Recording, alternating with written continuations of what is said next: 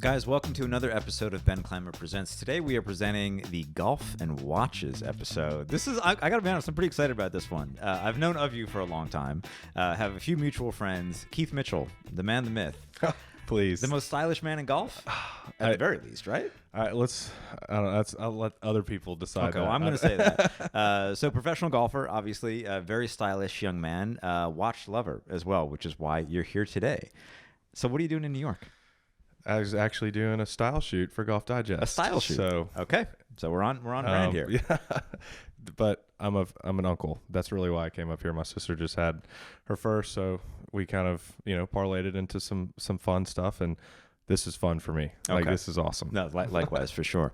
So tell us a little bit about, look, there's two tenets to this conversation. There's golf and watches, obviously. We'll start with golf because that's table stakes. You are a professional golfer, the dream career of so many of us out there. How hard is it really to be a guy who makes money playing golf?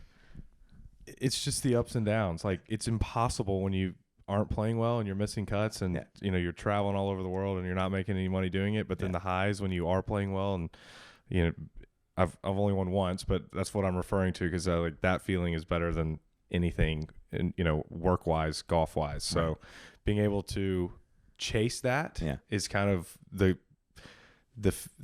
addiction in our sport, because sometimes it's so frustrating out there practicing, but just knowing that it could be next week again is what makes it amazing. And how, I would imagine, and you can obviously correct me, but as somebody who has made it to the PGA Tour, you have obviously won many times throughout the course of your junior career and as an adolescent, et cetera.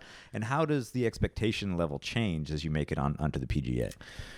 It's funny, because when I first made it, I never really thought that, you don't really think about winning on tour like it could happen. Right. And then you kind of back into it a little bit. Like, I remember when I did win and I made a bogey, I was like, well, it might not be my week, but like, I'll just give it my best and try to finish second or third or something. Right. Yeah. Well, I gave it my best and then I ended up winning. Right. And then all of a sudden you're like, well, I can do it now. So I want to do it next week and next week and next week. And then that's the bad sort of expectations, because when you expect to win out on tour playing against that many other good players, it's very rare. Let's put it that way. My percentage is less than 1%. Right. Tiger was 20%, and he's the greatest to ever live. Right. I mean, that's just an unheard of number, 20%. Never to be repeated. Mind blowing. Probably. Yeah, it's mind blowing. Yeah. And so, I mean, as somebody who's been on the tour a little while now, I mean, how do you kind of manage, again, your own expectations of winning versus kind of sticking to what you expect out of yourself, and what is your practice regimen like? It's funny. I just had a meeting with my team the last couple of weeks to try to figure out what I did well, how I can continue to do it well, and then what I was lagging in, whether it's statistical data or preparation, etc. Just what can I do to get better for next year? Yeah, and it's I'm changing some things up a little bit, and in my preparation for during tournament week, and a little tweaks at home, not much, but it's always something, right? Like, golf is something you'll never perfect. Right. And so you can have the best year of your career and still be like, you still have that meeting and be like, okay, what can I do better next year? Right. And golf is a sport that you can play forever. Right. So it's our window is a lot longer, and you can continue to play and continue to get better. I mean, there's guys that obviously are still winning in their 40s against 20-year-olds. It doesn't happen in any other sport. Right. Phil famously, exactly, a few years ago, in the 50s in a major. It's amazing, isn't it? Absolutely insane. Yeah. And so I guess a question that a lot of us have, and then we'll get into watches. I promise, but I don't get that many opportunities of a pro golfer here. Can you tell us a little bit about the preparation? I don't want to give away any trade secrets. No, that's not. Trust me. If there was some out there, we would all be doing it. Sure. I mean, you have a lot of coaches.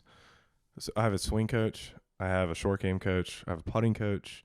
I have a mental coach. I have a stats coach.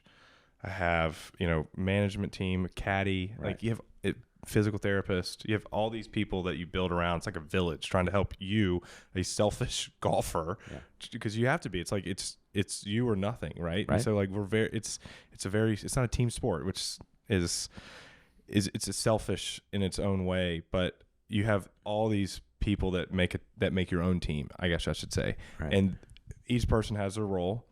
And so in preparation, it's making sure each part of your game is where it needs to be. So my swing is where it needs to be. My short game is where it needs to be. My putting. And a lot of people always think about swing as technique. I like to look at swing as like shot making, because you can chase technique and not get better, right? You can make the camera smile, or the TrackMan or whatever you use smile, and not necessarily shoot lower scores. Right. So it's a really fine balance between mechanics and like shot shaping. So I like to work on my swing through shot shaping, just like I work on my short game through hitting different shots, not necessarily technique. Yeah. Technique creates different shots, but you have to be able to balance the two. And then, we're on the road so much. The preparation on the road is a lot of like rest, because if we play 3 or 4 weeks in a row, 6 days a week, you're outside working for 7-8 hours a day. Like it's a mental grind. So you have to be able to rest your mind. And if you want to talk about my preparation, I can sit here for hours, but like, we got time. It's working on your yardages, working on your shots, alignments, your setup, making just all your checklist of things that you have good habits, bad habits. Make sure you keep doing the good ones and try to get rid of the bad ones. Yeah. So when you say shot shaping, you mean actual like draws, fades, etc. I've always found for me that my swing gets better performance-wise, not necessarily the way it looks, but performance-wise when I work on shots instead of positions. So if I'm not hitting it well, I figure out what's the bias. Is it right? Is it left? Is it spinny? Is it, where's the inconsistencies? And then I'll do the opposite shot to try to necessarily get it back to neutral. Yeah. Right? Because like if you're hitting too many draws, you're most likely coming from the inside and rolling at it. So I hit fades to try to do the opposite. And so I can kind of counter my swing that way instead of trying to put it in positions. Now, again, sometimes you get out of position, but I like to do it through shot shaping, making my swing better, because again, it doesn't really matter where it is on the camera if it's going where it's supposed to go. Yeah. You just got to make sure it gets there. Yeah, and so we're going to come back to golf later, because how can we not? But one question as like a clear novice. So I'm like a 6 handicap. How do I get down to a 2? One piece of advice for somebody that's like, a mid handicap or a low to mid handicap, like how do we get down 3 or 4 strokes? Because I can tell you that like shot shaping, frankly, is not something I think about a lot at all. It shouldn't be. It shouldn't be. We're trying to make birdies. You guys are trying not to make bogeys. Right. And I say you guys, I mean really anybody that's not a professional is trying not to make bogeys. Yeah. And so the easiest way for bogey avoidance is to aim for the front to mid center of every green. That's it. Period. Yeah. Like if you go over the green, you're probably not going to get up and down. So I would not look at pins really. Right. And aim 5 to 7 paces on the front of every green and just hit it right there. It's going to be boring. Right. But that's kind of the issue. But you know what's not boring is shooting your lowest round you've ever shot. Right. And that's the hard part, because if you do hit that perfect shot to the tuck pin and it goes to like 3 feet, the satisfaction is amazing. But it's like a really short high, right? It's like it's only because the next shot you might hit it in the rough. But if you play boring, it's a lot longer, like drawn out. Like, oh my God, I'm only 1 or 2 over, I'm 1 or 2 under, and I'm going into the last hole. I got a chance to shoot under par. Yeah, like that's cooler than just the one shot. Correct. It's so I've broken par one time in my life, and it was one of those. It's I don't want to say it was the greatest day of my life, but it's right. It's top 5 probably, right? Apologies to anybody that's actually in my life. So let's talk about watches now. So you are a watch guy, self-professed, and also I think deigned by the global watch community. I believe you played a Pro-Am round or a round with Miles Fisher somewhere along the way. And he texted me, he said, dude, you got to meet this guy. He pulled out a Laurent Ferrier on like the 3rd fairway or something like that. So how did you, first of all, Laurent Ferrier is not Rolex. Like it's a pretty esoteric brand. Tell me about your love of watches. It started, everybody has their watch starting story, right? Sure. Mine was very family. Everyone in my family, my dad, my mom, and my maternal grandfather and grandmother all wore a Rolex. Period. Like I didn't know them without wearing in each specific one. Yeah. Right. They all only had one, and that's the only one they wore my whole life. And then it really started when my paternal grandfather passed away. He gifted me through my dad. his Datejust. And they engraved on the back, to Keith, love Papaw and Dad. Sure.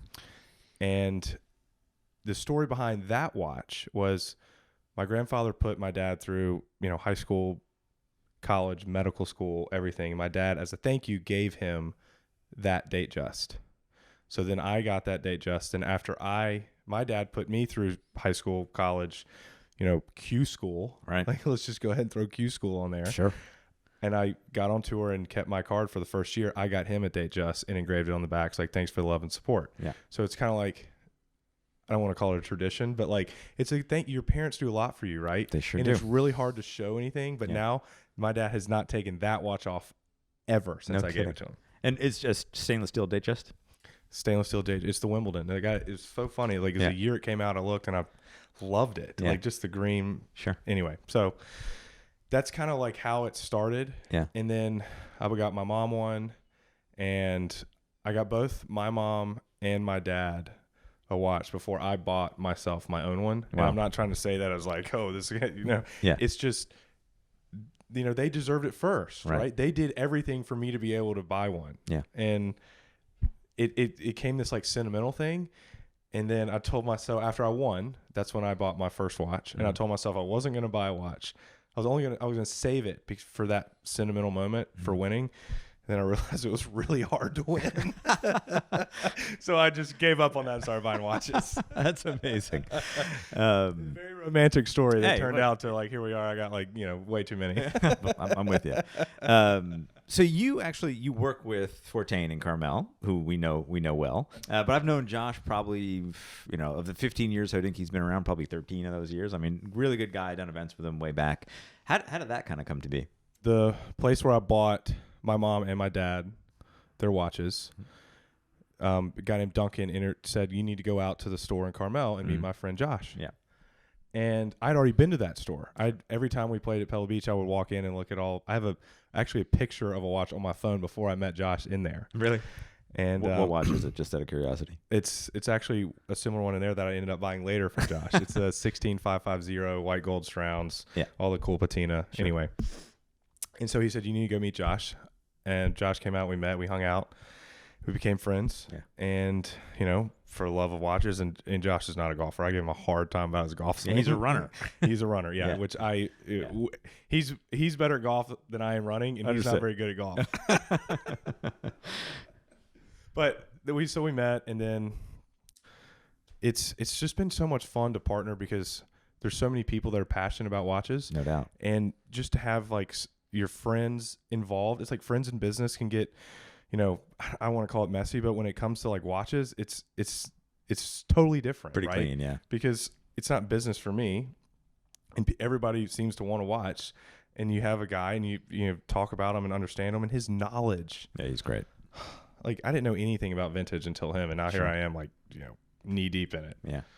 So it's been a blast. And so what, I mean, if I can ask, and we can edit this out or not, I mean, what does it mean? So like you're kind of like an ambassador for Fourtan, or what is it exactly?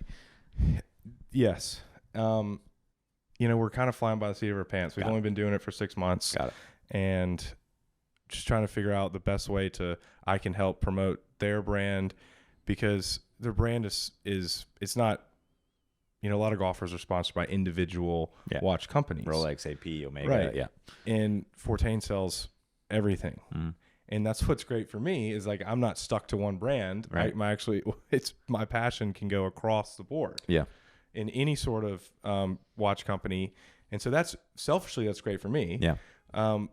And, for Josh, we do dinners, we do events for clients, and I just sent him a cool care package for all of his clients that, kind of come through me, which is just, it's just fun stuff. That's like cool. It's not work for me. Yeah. It's a passion, and I would feel like it's a two-way street there. Yeah. So if I can ask, you brought a little roll here. What'd you bring? A couple. Should we do it? Should we go sure. through it? I mean, it's up to you, man. It's your podcast. Let's do it. Absolutely. But I figured the one that has some stories. This is going to get tricky because you have to hold the mic and the watch. Come on, I'm good. He's got good hands. Holding the club, yeah. I'll let you pick. But I'm going to start with, since you brought up the Laurent. Yep. Which is a brand we love. The cool story about this one is I had never heard of it until Josh. Uh-huh. I walked in the store and I knew Rolex and Patek, whatever. Yeah. And then he showed me Laurent, and I was like, "What? That's weird. I never heard of this. Those are expensive." Like, yes. Sure. And it kind of like blew it Sure. off. Yeah. Yeah. And then I start reading about it and learning about it, his history with a previous company, Sure. and all this just incredible like time that he spent in the industry. And then he was a race car driver before. I was like, this is a really cool story. Definitely. And then this piece, it's a piece unique. Now the difference is that it's not a commissioned one. Like a lot of guys on your stuff are like, oh, I have a really cool reason, like the Ed Sheeran reason of why it is what it is. Yeah. Is really profound. Yeah. What I appreciate about this is a piece that I would never have the brain power to commission. Sure. It's better than if he had asked, say, hey, Keith, I'll let you pick whatever you want. Yeah. I would never have come up with something this cool. Yeah. And that's why I appreciate it's like he thought this was so special that he only made one of it. Right. And then I was fortunate enough to get it. So it's almost like it was his commission. Which in many ways is, I don't want to say better, but I mean, it's like in my eyes, it's better because he knows what he's doing. Right. Yeah. Exactly. So Yeah. I let him make just one. That's really neat. And so it's a jade dial. Wow. And the cool part is the white Roman numerals and the white hands in a jade in green. Like Super I would have cool. never ever imagined that. Yeah. And that's why I appreciate it so much that it's like it's his version of that. In the case of steel, or is it case of steel. Cool. And so you have such a high quality watch with such a stone dial and everything all in steel. Yeah. It's just it's so it's so cool. I've never I have, I wouldn't say quite a few, but a handful of Laurent Ferriers, and I've never even seen this before. Really, because it's the only one. I mean, you've been in the watch game a long time. I've been in it maybe, I don't know, 6-7 years. Yeah. But even then, like that would never have come to me or even imagined. Are there any guys out there that we might not think of that are that were really excited by something like this? Yeah. But it's kind of like me that like it took them time. Like it's very rare that if someone doesn't already know what Laurent is, they're not excited because they don't know how to appreciate it. Right. If someone does, not only are they rare to see in general, but to see of one that's even rare. Mm-hmm. I don't know how many they make a year, but it's not a many. lot. Yeah. I mean, I would get, I don't know this, and we'll fact check this, probably like 150 per year, something like that. And so for the world, and so it's like, oh yeah, he's got a one of one. Well, there's only there's rare there's total watches that he makes a year. There's companies that run limited editions easily that make more than just him in general. Absolutely. No, it's a really, I think it's well documented. And you did it. We've done a few limited editions with them. I commissioned a piece back in 2012 from him. I was like, when I first saw Laurent Ferrier, he first came out with a tourbillon, which was well beyond my pay grade, certainly at the time. Couldn't afford it. The minute he came out with this, which is a micro rotor with natural escapement, I was like, oh my God, this is what Patek should be doing today. But like, if they'd kind of stuck to this idea of like super high end finishing, really dynamic evolution of escapements. This is a natural escapement, which is it's unlike any other watch on your roll there or what I'm wearing. I was just blown away. And so back then, going back to a conversation we had earlier, they were not doing steel cases at all. They were only doing precious metal, which was like a very early 2000s thing. Like steel was like, we're too good for that, They had done one prototype for only watch in steel. They had the CEO was wearing the other prototype in steel. They had one steel case left. And I was like, hey, can I have that final third steel case? And they're like, yeah, sure. Why not? So I commissioned one back in 2012 and still have it. And then Hodinkee has done some limited editions. But no, I think it's still a brand that is underappreciated, and with this great rise of independence, FP Journe is really hot, and those guys. These guys still fly under the radar, and I think offer just like immense value for what they are. It's crazy to say like flying under the radar because like most independents do, but now it's like they fly under like two radars. Like they're like they're subterranean, right? Yeah. And it's such a brand that has so much history, even though it's young, just because of their past, and it's so. My dad always says elegance and simplicity is like one of the things that he always stuck. I mean, to have it's so simple, but then you turn it around and people that really appreciate watches, it's incredible. In the movement that goes into it, it's It's absolutely incredible. Yeah, and this was not by design, but one of my favorite watches of all time is the Patek 2526, which was their first self-winding Calatrava, which is, a lot of people think that like a fine dress watch should be manual, but doing one automatic, which this is really something else entirely. And so in many ways, the 2526 and the Micro Rotor Laurent Ferrier are kind of related. And, again, two of my absolute favorite watches. So really, really neat. I'll never forget Josh was explaining the natural escapement that was designed by or developed off of Breguet back in the day. And I was like, I just all over my head. I was like, whatever, man. That's just like, I just want to what's cool about it. Yeah. But then again, after you start researching and understanding, getting into the watches, you go from the dial to behind. Yeah. And once you get behind is when I feel like you've crossed game over the threshold into the watch world. Yeah. Let's keep going down the yeah. road. You pick next. I mean, this one's last. We're saving that one. We'll do that last. Let's go to this guy here. Okay, the Daytona? Yeah. Let's see. I got this in January of 2020, and then the meteorite dial came out in March. And I was like, that's when like the bug hits you of, oh boy. Like, this is fun. Yes. Like, you start, it's all, obviously people care about the secondary market and stuff. And, like, of course. It is what it is. But this was the first one that I was like, wait, this is, like, real. Yeah. Like, it's not just like, here's MSRP, here's what it sells for. It's like, this was, obviously they didn't make this. Right. You can still see has a sticker still on the back. And when I got it, it still had the 16519 on it. But I was like, I can't not wear this watch. Yeah, you got to. And I wasn't going to put a sticker on it and do all of, And put tape on it or something. Yeah. Yeah. And anyway, I had to wear it. Yeah. Like, it's too cool of a watch to not wear. Yeah. And as much as I hate having like a new old stock and feeling like you're like breaking code on it, I just like the watch too much. Yeah. I've either should have gotten a worse example. Yeah. And not cared, but I was like, no, I want the best example, and I want to wear it. I get it. And so it's poison. Yeah, it's poisonous. And so every time you put it on, you're like, oh gosh, Yes. if I ding it up, here goes this, because you'll never get another one. That's for sure. Anyway, and it's original blue strap, Yeah. and what I love about it, it's kind of red, white, and blue. It's got the red hands, and it's blue strap. The meteorite is, I don't know, it felt like out of this world, but like U.S. I don't know. It anyway. So cool. That was my first real. It's not something you see often. I'll say that. Which is, in the world of Rolex, that's meaningful. Right. And the story behind why that watch is when I was with a buddy of mine. We were just walking around the mall in Atlanta doing something. I can't remember, like Christmas shopping for who knows. But we walked into a Rolex boutique, and they had one of those.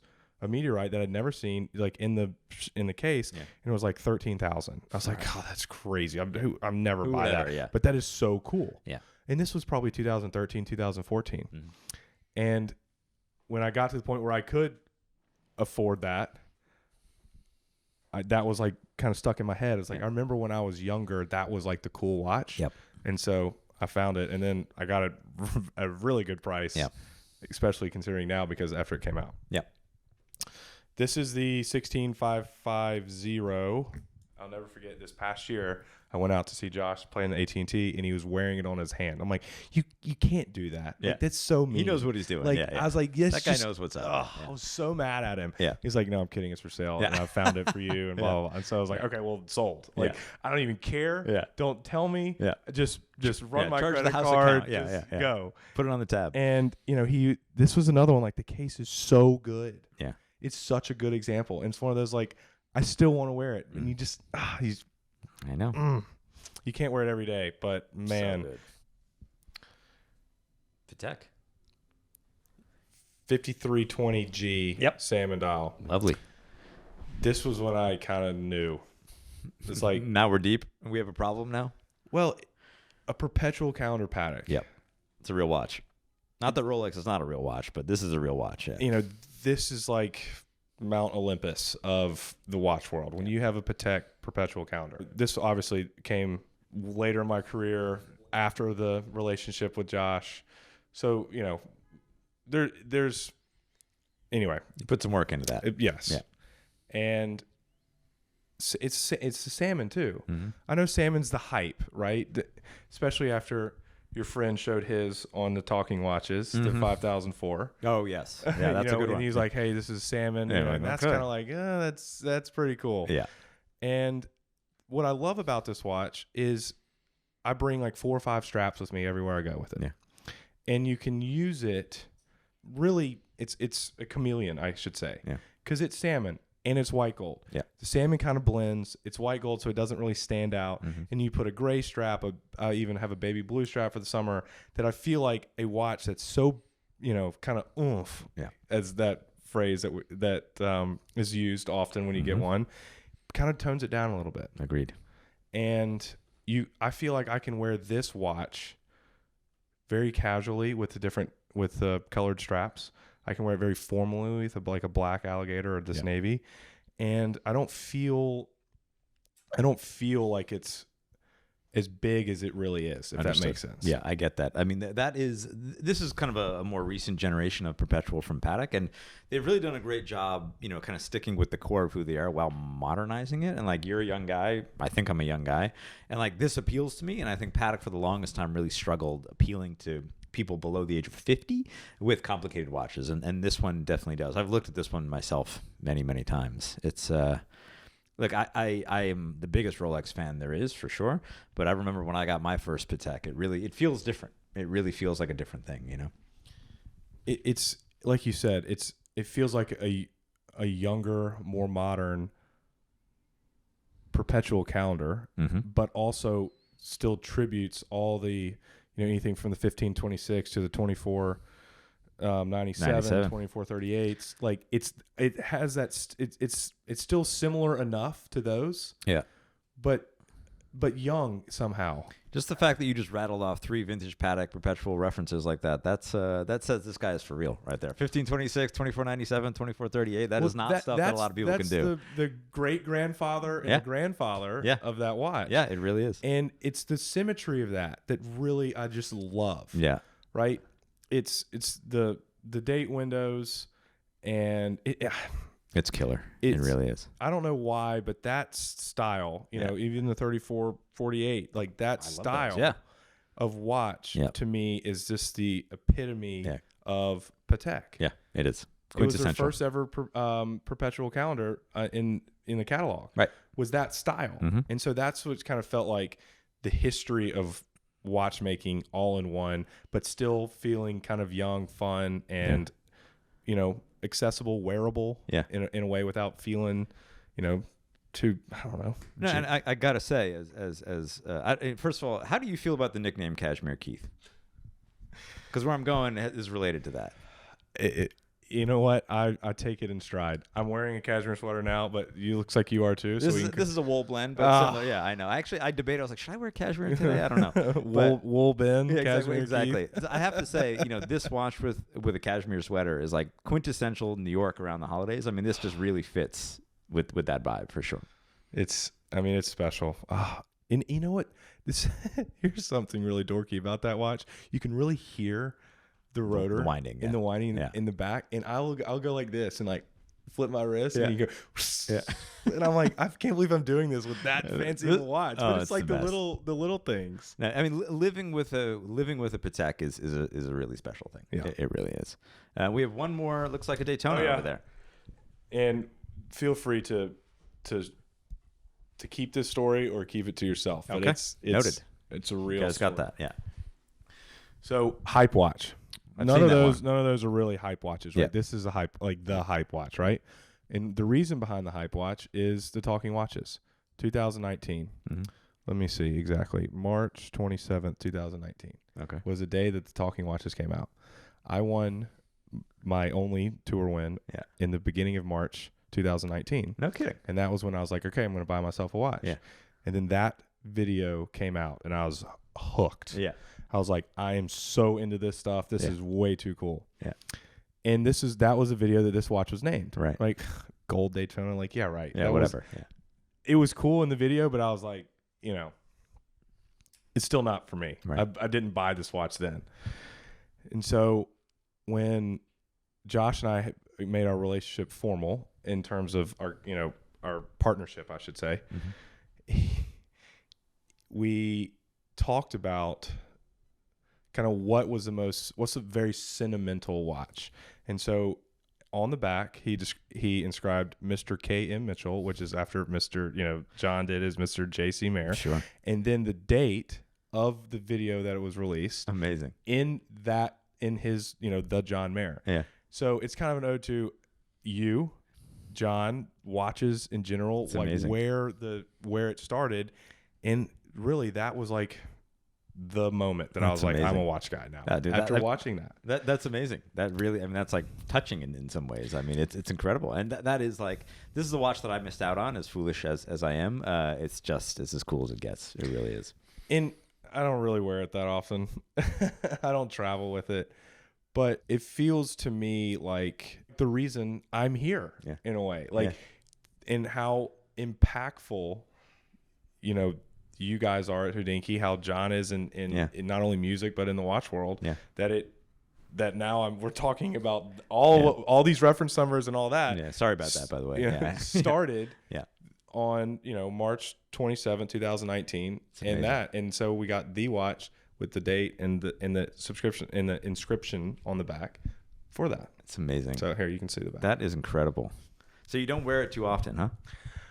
I just don't try, like when we travel for golf, we're gone for 2-3 weeks at a time. Yeah. And it doesn't really go with everything. Yeah. And so I wear it a lot at home, but I'm on the road so much that, it's just, I like watches that go with everything. And we talked about the most quintessential watch that goes with everything, has a purpose. That one, like, I'm not really using a chronograph often. And, if I'm going to the gym, I don't really want to throw that on going to work out before I go to a round. Right. So I would wear it more often if I worked, and was going back and forth from home, not traveling all over the world. Yeah, it's so good. Again, this is one of my great regrets in watch buying, not getting this one. We just had when we did that video, we had no expectation that like anybody would care, because it was this one and the white gold blue dial as well. And I mean, John has a lot of watches. It's not a surprise to anybody. And so it's like you just you never really know what's like gonna take off. Like, why this one and not the white gold blue dial? It's so good though. I mean, it's true. It's a great point. Why not the white gold blue? Right. And why that one was named the John Mayer and not the other one, right? The internet, man. I mean, he has, you have the Paul Newman. Sure. I think we can say that that's the John Mayer now. I think it is. I think it is. I know people kind of just like casually throw that around. Yeah. But I would be surprised if anybody that knows that watch would not call it that. Correct. There's a story that I don't think you'd mind sharing, but he was playing somewhere, like a stadium somewhere, and they welcomed him to the stadium with a picture, like a drawing. I'm talking like a poster-sized drawing of this watch, like on the wall, like in the dressing room. So it's definitely become kind of part of the zeitgeist, I would say, which is amazing. These are killer. So you're doing okay then. Thank you. Yeah. But the story of that watch is more the story, sure, right, and not the actual watch. Right. Like I it's really safe to say that if he hadn't done that video and he hadn't shown that watch, I wouldn't have like said, man, that's the watch for me. So it's more.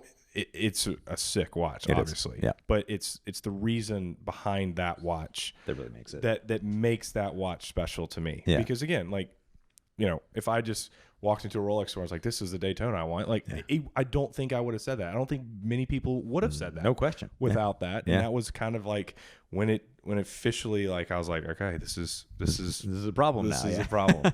And that's a good segue into the watch on your wrist. The beauty about this watch is it's really comfortable. Like this, it's a Cartier colored strap. It's not necessarily a Cartier strap, but it's really easy to change. I bring a bunch of straps with it. It's light. It's comfortable. It's more formal, but it also goes with everything. Yeah. It's a quartz movement. Forgive me. Can you believe it? But, yeah. But I never have to worry about winding it or setting it. It's just easy. Yeah. And the reason that I chose a tank was originally the thought behind a tank was kind of Frank Sinatra. It felt really Frank Sinatra. And this was before I knew he wore a cintre. Yeah. Like it just felt, that's the kind of the vibe when I felt a tank, very New York, tuxedo. Yeah, it's very elegant. Martinis. Yeah. that's kind of what a Tank did to me. Yeah. No, it's super cool. It really is. Frank Sinatra vibes with the Tank. That's where I started. How can you not, right? Yeah. Let's flip the script one more time back to golf. So, are you a golf club nerd? Like, you are? Yes. I mean, I can't sit here with I assumed watches. you had to be with that. Yeah. So, what do you think is the greatest looking iron you've ever seen? First of all, what do you play on tour? Two really good questions. It's hard. Like, my era of growing up was when I first, I was born in 92, so 97 Tiger I wasn't really remembering it yet. Yep. But 2000, 99, 2000, 2001, those 681 tees. And I mean, they are, if you find a brand new set or, new old stock set, I mean, who knows what they're worth. I know his that he sold. They sold it at auction. I can't remember what they went for, but that was the iron, right? But it was also because of Tiger. So that's kind of like the one that rings the bell. But the MP4s, Mizuno was the first one I used on tour. Yeah. Those are still amazing. And you still play Mizuno now? I still play Mizuno. Yeah. And so I grew up playing Nike before they quit making clubs. I played Nike my whole career. And this is, I cannot say this with certainty, but I'm pretty sure that Tiger played MP14s, MP29 sets, and then they made the 681 tees. I'm pretty sure they made the soles kind of after those Mizunos. Right. And then the Nikes, they made the soles after each one. Mm-hmm. So I grew up playing that old sole in all the Nike irons. So when I was doing a bunch of testing with Mizuno, we checked all my lofts and lies and bounce and the profile of the camber on the bottom on the sole of my irons. And I went back and grabbed my Nikes, and then they had an MP29 in the van, and we held them up, and they were identical. Interesting. So we now grind the soles of my now Mizuno Pro 241s to match what I grew up playing with. And that's so amazing. They call them the KM92s, which have the new performance of the 241s, but the original sole from the 29s. How does it make you feel? Like I really need to hit it well. Yeah. Because if you got to hit these, when you flush them, they are the best. Yeah. And I play every day, so right. If I don't flush them, I don't have a job. Yeah, you have a problem. So, but still. We have a problem. Yeah. I'm clearly not nearly as good as you, or even in the same realm. But I do not play blades. Obviously, you should. You should or should not. You should. So here's this is interesting, and this I don't even know if our audience will care about this, but so my uncle, who's a really good golfer, gave me Ben Hogan Apex blades when I was 16, and I was not good. I mean, I was like just a kid goofing around, But I think playing those Apex blades really made me pretty good, and like I stopped playing golf kind of like during the heyday of Hodinkee, which is like I was just too busy. I was traveling around the world building this company, so I stopped completely, and then I went in. I got fitted at True Spec up here in the city, and they put me into Callaway Apex. I recently got fitted again, put me into T200s, and then Adam Scott did this collaboration with Mira. You need to use those. So I have them. You should use them. Really? Two reasons.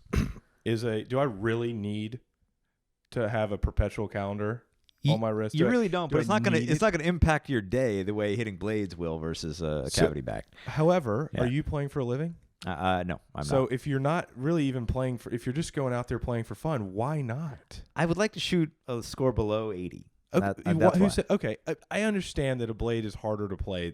For those that know, a blade is a very difficult club to use because of a small sweet spot. But the reason we use them is the workability of the ball. Right. So I would say that you should have a fun set and you should have a competitive set. Okay. Like we have multiple watches. Yeah. For multiple occasions. Right. I like to have a fun set that when I'm not playing for real, that I can go back and enjoy like golf. That I don't feel like I care what I shoot because of my equipment's from 20 years ago. Right. And it's kind of that similar thing. It's like you might have a vintage watch that you don't really ever wear. Sure. But still when you do, you're like, man. So like you go out on a Sunday afternoon. Yeah.